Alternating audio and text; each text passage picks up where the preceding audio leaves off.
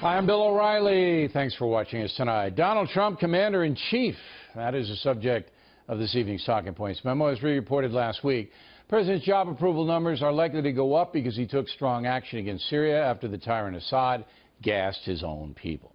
Right off the bat, Mr. Trump went up 3% in a new CBS News poll. That is likely to rise even further this week. When CBS asked, do you approve or disapprove of the U.S. launching missiles against Syria, 57% approve, 36% disapprove, 8% don't know. Do you have confidence in Donald Trump's ability to handle a situation in Syria? 41% confident, 54% not confident. Finally, do you think it's necessary for Congress to approve any further U.S. action in Syria? Whopping 69% say it is, that Congress should get involved. 25% do not feel it's necessary. There are a number of developments on the military front this evening. U.S. warships are heading toward the Korean Peninsula because the nutty dictator of that country continues to test ballistic missiles in violation of international law. Also, 2 warships in the eastern Mediterranean continue to monitor Syria. There's also an aircraft carrier in the Persian Gulf, the George H.W. Bush. So you can see that President Trump and the Pentagon are sending signals that if world order is threatened, America may respond. It's just a damn shame we're the only country willing to take that stand. There's no reason for Russia to prop up Assad in Syria. The man's a war criminal. Also, China does not try to control the North Korean situation when it absolutely could. Staunch allies like Britain, Australia, Canada, and France do help us out, but it's on a limited basis. Unfortunately, policing the world falls to America with all the danger and expense that entails. President Trump would be wise to pick his spots. The attack on Syria worked and was approved by most in the world who care about protecting innocent people. Yes, Russia and Iran are now threatening the USA, but so what? Those countries have thrown in with the devil, and we cannot back away from their bluster. However, a confrontation with Russia is not what anybody wants or needs. So President Trump would be wise to talk to Putin quietly, try to get the guy to wise up, perhaps by helping his economy. Iran, truly a hopeless situation, but the mullahs don't want to commit suicide. How the nuke treaty will eventually play out is one of the great mysteries. It is likely that North Korea will be the next problem we have to deal with. If they test a nuclear device, again in violation of international law, something will have to be done. Can Donald Trump convince the Chinese to partner up with us against North Korea? That would end the problem and be good for world order and for business. Again, it's a mystery why the Chinese will not exert their strength and influence on North Korea. Summing up, President Trump gained a measure of respect for his actions against Syria. U.S. military is gearing up, but caution should be the word. And that's the memo. Now for the top story reaction, joining us from Washington, Charles Krauthammer. So is President Trump doing better in your eyes? Well, I'm sure I was not the only one who was surprised.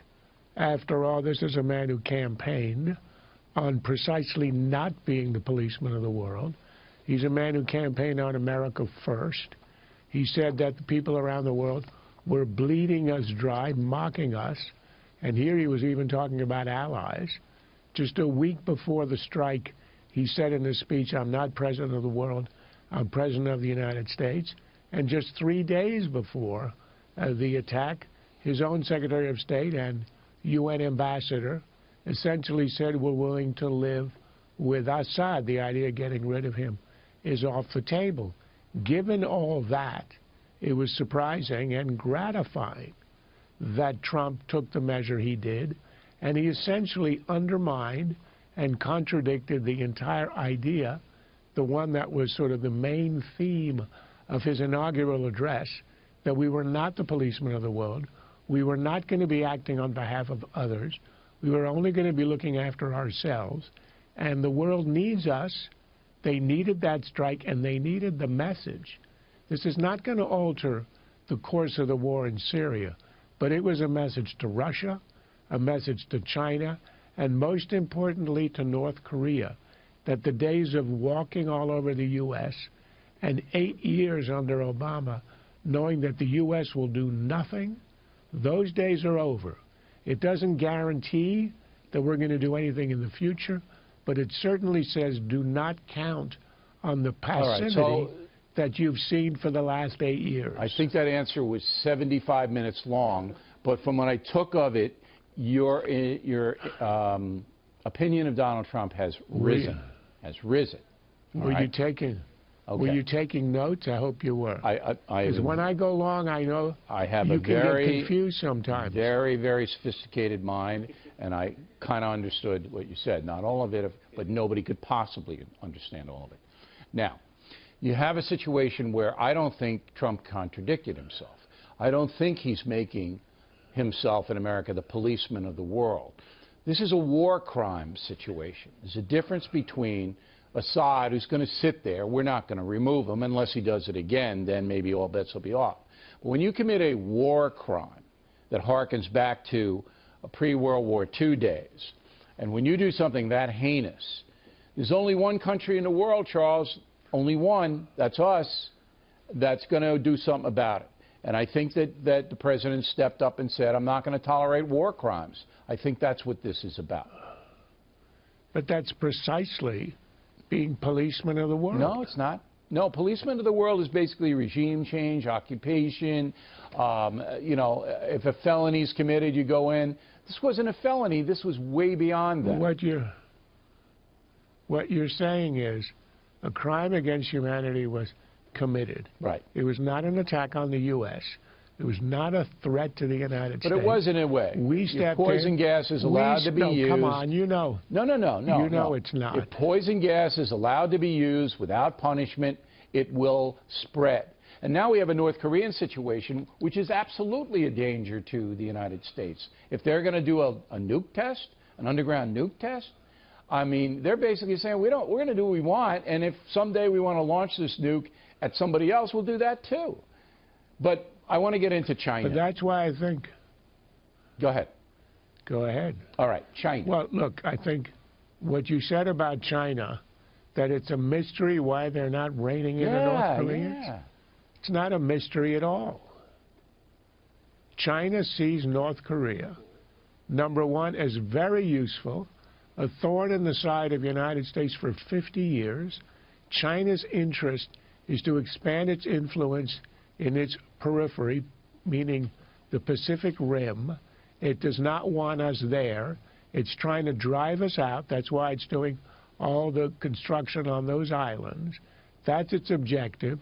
And we have been distracted, and we have been looking to the side. But this draws on account of North Korea now. You're making two mistakes. Years. You're making two mistakes. Number one, China's main priority is business. They got 1.5 billion people in there, and the economy is not so good over there, okay? And this is bad for business, North Korea. Number two, they're drawing U.S. naval force in. North Korea is drawing it in. The last thing China wants. But the world order is something that China needs, because if that economy collapses in China, the government's going to. Last word.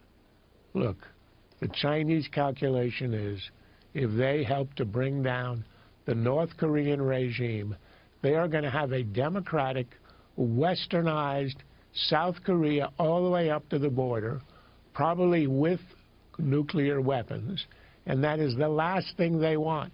They now have a buffer state that's a client state that does. It acts as a buffer between. Well, then keep the West, it, but make them behave. South Korea. Make them behave. Keep your little buffer. How do you make a great power behave? You tell me. Who's a great power? North Korea. They can barely feed their people. China can slap sanctions on them in a second that bring them to their knees. You know that. But you have told us that for 30 years we have tried to get China to do exactly that, and we have not been able to. I know. And I just gave you the reasons why China is not interested in doing that. Well, it wants now they have U.S. warships on their coast because they're not interested. I don't know if that's the greatest strategy. Charles Krauthammer, everybody, there he is. Warships. And they've had U.S. warships on their coast for 50 years. All right, but now they're armed and dangerous. I got to tell everybody, before this segment, Charles Krauthammer fell asleep. I had to wake him up. I told him I was going to put a cat on his face. True, right? All that's true, isn't it? True.